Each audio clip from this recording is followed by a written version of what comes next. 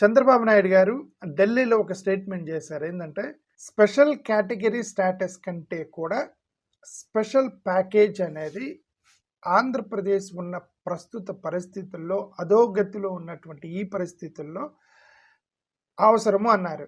నేను ఇంతకు ముందే చెప్పాను. They're trying to create a sympathy on the state saying that Jagannath Reddy has destroyed the state financially అనేటువంటి సింపతిని create చేయడానికి తెలుగుదేశం యొక్క క్యాడర్ మొత్తం ట్రై చేస్తుంది. జగన్మోహన్ రెడ్డి గారు రాష్ట్రాన్ని అధోగతి పాలు చేశారు, అప్పుల్లోకి నెట్టారు అని చెప్పేసి ఒక సింపతిని క్రియేట్ చేసి, ఒకవేళ ఇప్పుడు వీళ్ళు ఫెయిల్ అయినా, ఫైనాన్షియల్గా వీళ్ళు ఫెయిల్ అయినా సరే జగన్ నాశనం చేసి మాకు ఇచ్చాడని చెప్పేటువంటి సింపతిని క్రియేట్ చేయడానికి ఒక ప్రయత్నం జరుగుతుంది. వంగలపూడి అనిత గారు ఒక ప్రెస్ మీట్లో మాట్లాడుతూ, మీకు తెలుసు రాష్ట్రం ఏ పరిస్థితుల్లో ఉందో, మీరు మమ్మల్ని అర్థం చేసుకోవాలి, రాష్ట్రం చాలా ఫైనాన్షియల్గా క్రంచ్లో ఉన్నటువంటి పరిస్థితుల్లో మేము అధికారంలోకి వచ్చామని అంటున్నారు ఇప్పుడు అని ఒక సింపతిని క్రియేట్ చేయడానికి ట్రై చేశారు. 2014 నుంచి 19 అధికారంలోకి వచ్చిన తర్వాత 19 నుంచి జగన్మోహన్ రెడ్డి గారికి అధికారం ఇచ్చిన తర్వాత అప్పుడు వాళ్ళేమి బంగారు పల్లెల్లో వజ్రాలు వైడూర్యాలు కోట్ల రూపాయల బ్యాంక్ బ్యాలెన్స్ తీసుకొచ్చాం జగన్మోహన్ రెడ్డి గారికి ఇవ్వాల. అప్పుడు కూడా 3 లక్షల కోట్లతో జగన్మోహన్ రెడ్డికి రాష్ట్రాన్ని అప్పగించారు. 3 లక్షల కోట్లతో ప్రారంభమైన జగన్మోహన్ రెడ్డి గారు మార్చిలో ఇట్స్ ఓన్లీ 4.32 ఏముంది అంతే బడ్జెట్ అప్పు. తర్వాత ఇంక 2004 ఎంత అయిందో మనకు కరెక్ట్గా తెలియదు. బట్ ఎనీవే జగన్మోహన్ రెడ్డి గారు అప్పులకు సంబంధించి చంద్రబాబు నాయుడు గారి కంటే తక్కువే చేశారనేటువంటి క్యాలిక్యులేషన్స్ అన్నీ మీకు తర్వాత బయటకు వస్తాయి ఇప్పుడు రాబోయే. సరే, ఏదైనా అప్పుల సంగతి మాట్లాడలా. వీళ్ళు చేసిన స్టేట్మెంట్ స్పెషల్ స్టాటస్ కంటే కూడా స్పెషల్ ప్యాకేజే కోరుతున్నాము అని అన్నారు. ఇంకొక ఆర్టికల్ వాళ్ళు రాశారు ఏంటంటే చంద్రబాబు నాయుడు గారు చాలా లిస్ట్ రాశారు. ఇప్పుడు చాలామంది మినిస్టర్లను కలిశారు, ఢిల్లీలో కలిశారు చాలామంది మినిస్టర్స్ని. ఈ మినిస్టర్స్ దగ్గర ఎక్కడికి వెళ్ళినా సార్ ఒక పెద్ద లిస్ట్ ఇచ్చారు, ఇది ఇవ్వండి అని డిఫరెంట్ లిస్టులు ఇచ్చారు. ఏ లిస్టులో కూడా స్పెషల్ కేటగిరీ స్టేటస్ అనేది లేదని ఒక జర్నలిస్ట్ రాసిన ఆర్టికల్ రాశాడు. మేము ఎలక్షన్ టైంలో స్పెషల్ కేటగిరీ తీసుకొస్తామని ఎప్పుడు మేము ప్రామిస్ చేయలేదు, స్పెషల్ ప్యాకేజ్ తీసుకొస్తామని ప్రామిస్ చేసాం కాబట్టి అది అసలు మా కన్సర్నే కాదన్నారు. రైట్. సో ఇది ఈ 4 స్టేట్మెంట్స్ని బేస్ చేసుకొని నేను అసలు I try to do something. అసలు ఏంటి క్యాలిక్యులేషన్స్? చంద్రబాబు నాయుడు గారు స్పెషల్ కేటగిరీ స్టేటస్ కంటే ఎక్కువగా ప్యాకేజ్ తీసుకొస్తానంటున్నారు. అది అసలు సాధ్యమా?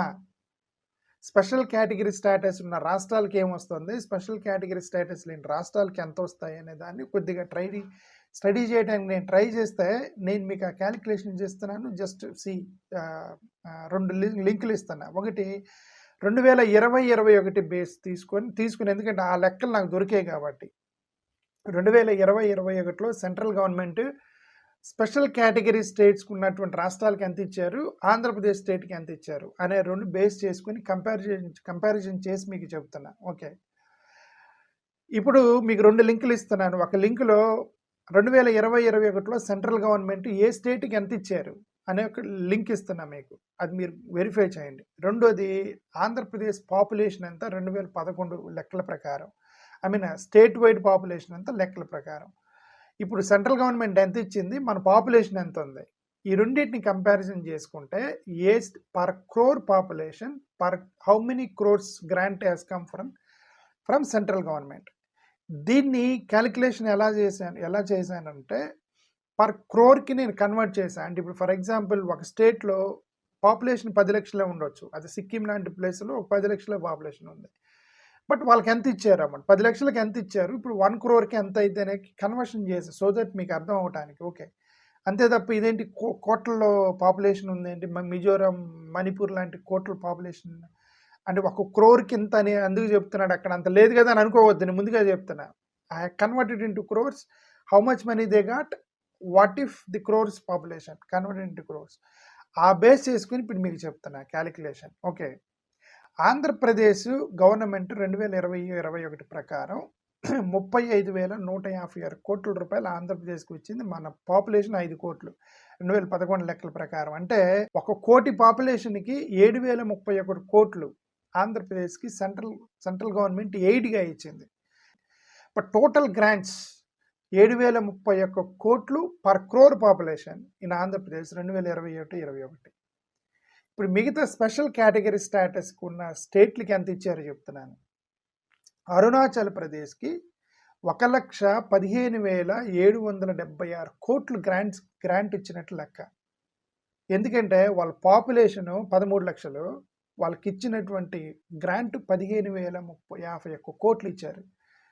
ఏది 13 లక్షల మంది జనాలకి 15,051 కోట్ల మంది ఇచ్చారు. అంటే ఇప్పుడు కోటి పాపులేషన్కి 1,15,766 కోట్లు ఇచ్చారనమాట. ఎందుకు 1,15,776 కోట్లు అరుణాచల్ ప్రదేశ్కి ఇచ్చారు? ఓన్లీ ఆంధ్రప్రదేశ్కి 7,031. 7,000 ఎక్కడ, 1,15,000 ఎక్కడ? ఎందుకు అరుణాచల్ ప్రదేశ్కి అంత మనీ వెళ్ళిందంటే because it is special category status ఉన్న రాష్ట్రం అది. So the difference between special category ఉన్న రాష్ట్రం, స్పెషల్ కేటగిరీ లేని స్టేట్కి ఉన్న డిఫరెన్స్ ఇది. మనకి 7,000 అయితే స్పెషల్ కేటగిరీ స్టేటస్ కొంత 1,15,000 అమౌంట్ గ్రాంట్ వచ్చింది వాళ్ళకి పాపులేషన్ కంపారిజన్ చేసినప్పుడు. మిజోరాంకి 40, సిక్కింకి 55,300 వచ్చాయి, అది కూడా స్పెషల్ కేటగిరీ స్టేటస్ ఉంది. మనకెంత 7,000, 55,000 సిక్కిం అయితే మనకి 7,000, మనకి స్పెషల్ స్టేటస్ లేదు, వాళ్ళకి స్పెషల్ స్టేటస్ ఉంది. మిజోరాంకి 43,000 వేశారు, మనకెంత 7,000, మనకి స్పెషల్ స్టేటస్ లేదు, వాళ్ళకి స్పెషల్ స్టేటస్ ఉంది. మణిపూర్కి 24,500, మనకి 7,000 స్పెషల్ కేటగిరీ స్టేటస్. మేఘాలయకి 21,000, మనకి ఓన్లీ 7,000 మేఘాలయతో పోల్చుకుంటే. ఛత్తీస్గఢ్కి 11,069, మనకి 7,000 స్పెషల్ కేటగిరీ స్టేటస్. ఇది రాష్ట్రం డివిజన్ ద్వారా వచ్చినటువంటి రాష్ట్రం ఛత్తీస్గఢ్, దానికి కూడా 11,000 వరకు ఇచ్చారు, మనకి 7,000 ఇచ్చారు, రైట్. హిమాచల్ ప్రదేశ్కి 10,000 ఇచ్చారు, అస్సాంకి 8,500 ఇచ్చారు. సో అంటే అర్థం ఏంటి, మనకి స్పెషల్ కేటగిరీ స్టేటస్ లేకపోతే మనకు వచ్చింది 7,000 అయితే, స్పెషల్ కేటగిరీ స్టేటస్ ఉన్నటువంటి రాష్ట్రాలకి 1,00,000 నుంచి 20,000 దాకా మినిమం అమౌంట్ సెంట్రల్ గవర్నమెంట్ నుంచి చెల్లింది, అది ట్యాక్సుల రూపంలో కానీ ఏదైనా కానీ.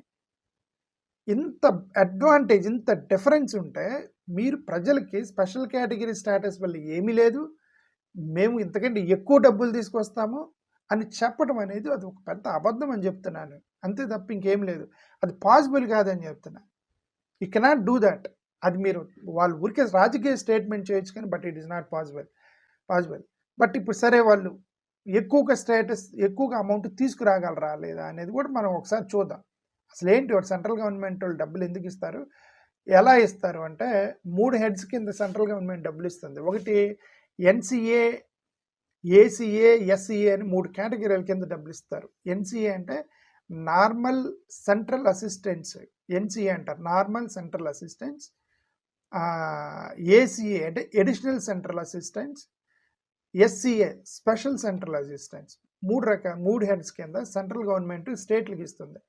ఎన్సీఏ అనేది నార్మల్ సెంట్రల్ అసిస్టెన్స్ అంటారు. ఈ నార్మల్ సెంట్రల్ అసిస్టెన్స్ అనే దాని ద్వారా మన దగ్గర వెళ్ళిన ట్యాక్స్ తిరిగి మనకు వచ్చింది, ఓకే, అది షేర్స్ రూపంలో వచ్చింది అనమాట. ఈ ఎన్సీఏ దాన్ని 2 రకాలు స్ప్లిట్ చేస్తారు. అది ఒకటి ఏంటంటే స్పెషల్ కేటగిరీ స్టేటస్ ఉంటే ఒక రకంగా, స్పెషల్ కేటగిరీ స్టేట్ లేకపోతే ఒక రకంగా స్ప్లిట్ చేస్తారు. నార్మల్ సెంట్రల్ అసిస్టెన్స్ని 2 రకాలుగా డివిజన్ చేస్తారు. 90% గ్రాంట్స్ ఇస్తారు, 10% మాత్రమే లోన్స్ తీసుకోవచ్చు అని అంటారు. 90% స్పెషల్ కేటగిరీ స్టేటస్ ఉంటే 90% గ్రాంట్స్, ఓన్లీ 10% లోన్స్ తీసుకోవచ్చు. ఒకవేళ నీ స్పెషల్ కేటగిరీ లేకపోతే 30% మాత్రమే గ్రాంట్, 70% లోన్ తీసుకోవాలి. 70% లోన్ తీసుకోవాలి సెంట్రల్ గవర్నమెంట్ నుంచి. ఇప్పుడు ఆంధ్రప్రదేశ్ రాష్ట్రం అప్పుల్లో ఉంది. అప్పుల్లో ఉన్నప్పుడు వీళ్ళు మేజర్ ఎలిగేషన్ ఏంటంటే అప్పుల్లో ఉంది. అప్పుల్లో ఉన్నప్పుడు నీకు స్పెషల్ కేటగిరీ స్టేటస్ ఇస్తే సెంట్రల్ గవర్నమెంట్ ఇచ్చే ప్రతి రూపాయి గ్రాంట్గా కన్వర్ట్ అయితే నీకు అప్పు నుంచి బయటపడిపోతారు స్పెషల్ కేటగిరీ స్టేటస్ ఉంటాయి. ఇప్పుడు దీన్ని వీళ్ళు మభ్యపెట్టేసి లేదు మాకు స్పెషల్ కేటగిరీ కంటే మోర్ ఇంకా బెటర్ ఎట్లా తీసుకొస్తారు మీరు? There is some specific rules for the central government to distribute money to states. Okay, ఇప్పుడు central state normal central assistance దాన్ని వీళ్ళు 2 రకాలుగా డివిజన్ చేస్తారు. ఏంటంటే ఉన్న టోటల్ అమౌంట్ని, అంటే ఒక నార్మల్ సెంట్రల్ అసిస్టెన్స్ ఒక 100 రూపాయలు కనుక స్టేట్స్కి ఇస్తే దాంట్లో 30% స్పెషల్ కేటగిరీ స్టేట్స్కి మాత్రమే ఇవ్వాలి, 70% మిగతా అన్నీ పంచుకోవాలి. 30% స్పెషల్ కేటగిరీలు మొత్తానికి పంచాలి. వాళ్ళు ఎంతమంది ఉన్నారు?